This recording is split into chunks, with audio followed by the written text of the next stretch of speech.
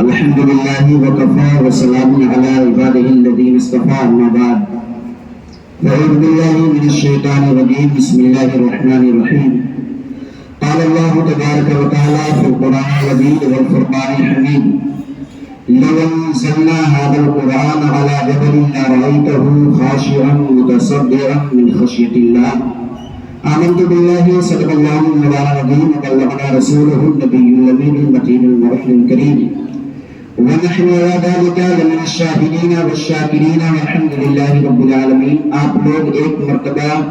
جیسے آواز کر رہے ہیں شور کر رہے ہیں اسی طریقے سے ذرا زور سے درود پاک پڑھی. اللهم صل على سيدنا وشفيعنا وحبيبنا مولانا محمد دار وسلم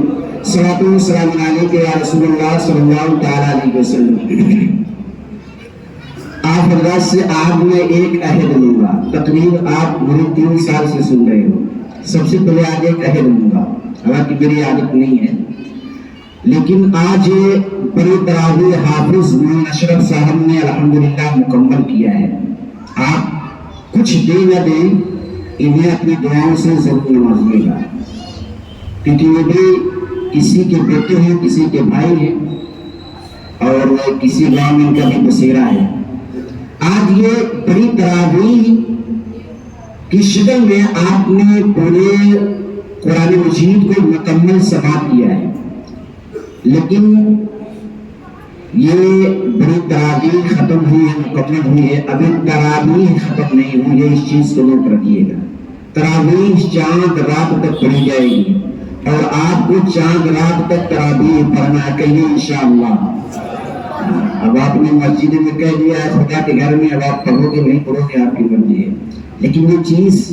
اصل میں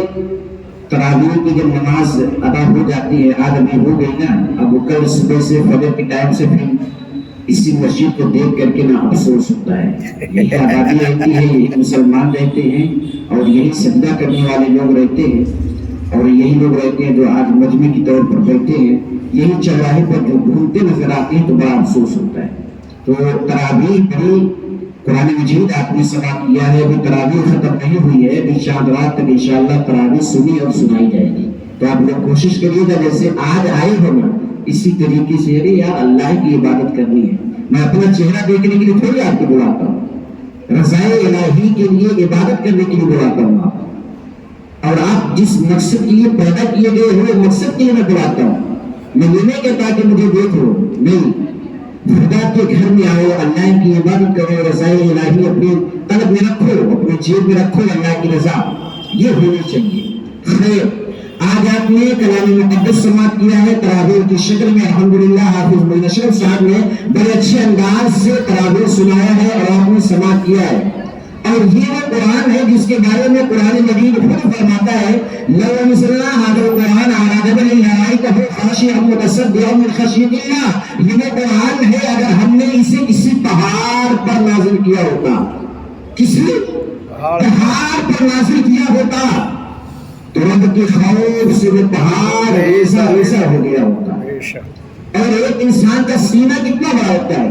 ایک انسان کا دل کتنا بڑا ہوتا ہے, ایک انسان کا پھیپھڑا کتنا بڑا ہوتا ہے, ایک انسان کا دل گردہ کتنا بڑا ہوتا ہے, ایک انسان کی کتنی بڑی ہوتی ہے, حالانکہ ایک انسان کا پورا وجود ہی کتنا بڑا ہوتا ہے. اگر یہ قرآن جس کے بارے میں خدا فرما رہا ہے کہ اگر میں نے اسے بڑے سے بڑے پہاڑ پر نازل کیا ہوتا تو اس کے خوف سے وہ پہاڑ ریزہ ریزہ ہو جاتا.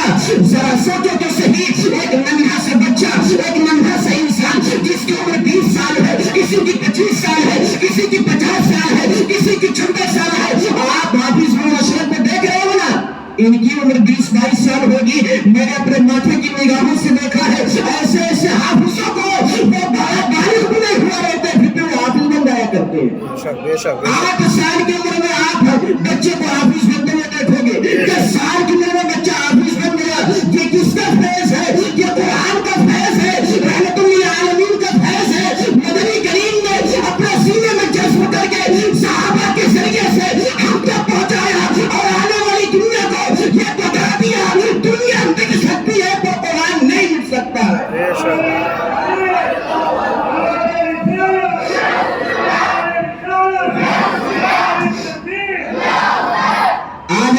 قرآن کو 4 پیج کی کتاب یاد کرنے کے لیے دے دیا جائے، انسان 1 دن سے رٹا مارے گا، 1 مہینے تک رٹے گا، 2 مہینے تک یاد کرے گا، لیکن 1 سال کے بعد اگر اسے سننے کی باری ہے تو انسان 4 پیج کی کتاب کو سنا نہیں پائے گا، کہیں نہ کہیں غلطی ضرور ہوگی، کہیں نہ کہیں بھول ضرور ہوگی، لیکن ایک حافظ کا سینہ ہوتا ہے، ذرا چھوٹا سا دل ہے، لیکن اسی دل کے اندر ایک حافظ قرآن نے 30 پارے مکمل کر کے دنیا والوں کو بتا دیا، اے دنیا والوں، آج سوشل میڈیا کے دور میں تم جس دل کے اندر گانے کی تصویر رکھتے ہو، ہم اسی دل میں قرآن کی تصویر رکھا کرتے ہیں۔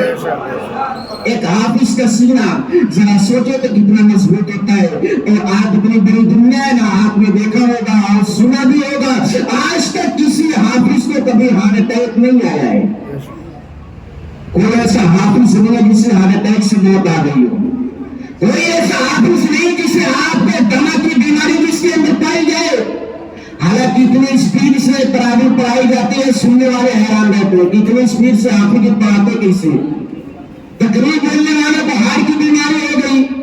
جو مہینے میں 4 دن تقریر کر رہے ہیں وہ ہارٹ کے پیشنٹ ہے، لیکن ایک حافظ جو 30 دن پورے قرآن مجید کی تلاوت کر کے تراویح کی شکل میں لوگوں کو سنایا کرتا ہے، آج تک اتنی بڑی دنیا میں کسی حافظ کو ہارٹ اٹیک نہیں آیا، یہ کس کا فیض ہے؟ یہ بھاگی کا فیض نہیں، قرآن مجید کا فیض ہے،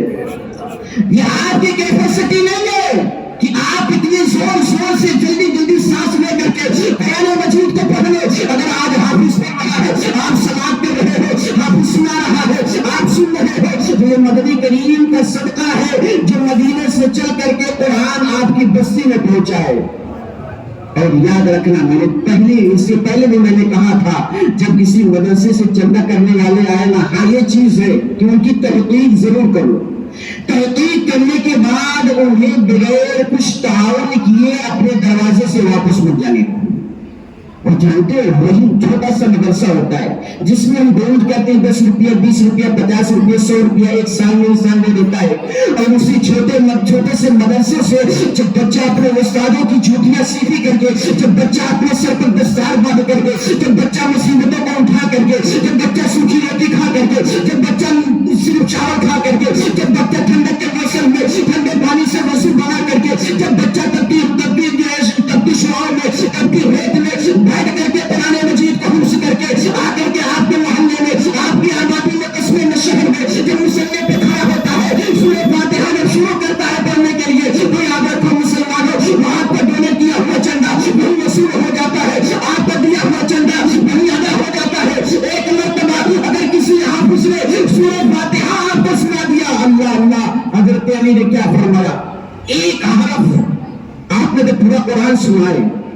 حضرت علی فرماتے ہیں جس کا استاد اسے ایک حرف پڑھا دے، ایک حرف صرف، ایک حرف پڑھانے کی فضیلت جانتے ہو کیا ہے؟ استاد جب ایک حرف پڑھاتا ہے، مولا علی فرماتے ہیں زندگی بھر شاگرد اسٹوڈنٹ اپنے استاد کی جوتیاں سیدھی کرتے رہے، پھر بھی اس ایک حرف کا بدلہ وہ پورا نہیں کر سکتا۔ بے شک ذرا سوچو، ایک حافظ قرآن آپ کے سامنے 30 پارے سناتا ہے، اور 30 پارے سنا کر کے وہ فخر کے ساتھ حافظ مولانا جیسے سینہ چوڑا کر کے بیٹھا رہتا ہے۔ اے پروفیسر دیکھو، تمہاری اوقات وہاں ہوگی، قلم تمہاری چلتی ہوگی، لیکن ایک جگہ پر جا کر کے قلم کی سیاہی ختم ہوتی ہوگی، لیکن یہ مصلی ہے، یہ منبر رسول کی جگہ ہے، یہاں اگر پہلی رکعت میں سورہ ناس پڑھ کر کے میں ختم کرتا ہوں تو دوسری رکعت میں سورہ بقرہ کی آیت کریمہ پڑھ کے پھر شروع کر دیا کرتا ہوں۔ یہ قرآن کبھی ختم نہیں ہونے والا۔ بڑی تراویح ختم کرنے کا طریقہ ہی نہیں ہے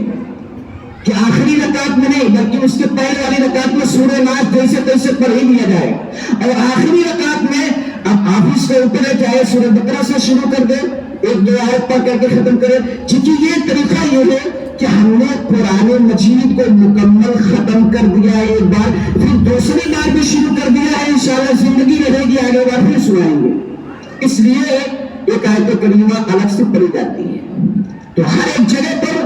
الگ الگ سچویشن میں الگ الگ انسان کا پاور ہوتا ہے۔ جب آپ کورٹ کچہری میں جاؤ گے وہاں وکیل کا پاور ہے، جج کا پاور ہے، تھانے میں جاؤ گے وہاں پولیس والوں کا پاور ہے، لیکن جب مسجدوں میں آؤ گے، خدا کے گھر میں آؤ گے، یہاں کتنا بڑا پروفیسر ہو، چاہے چہرے پر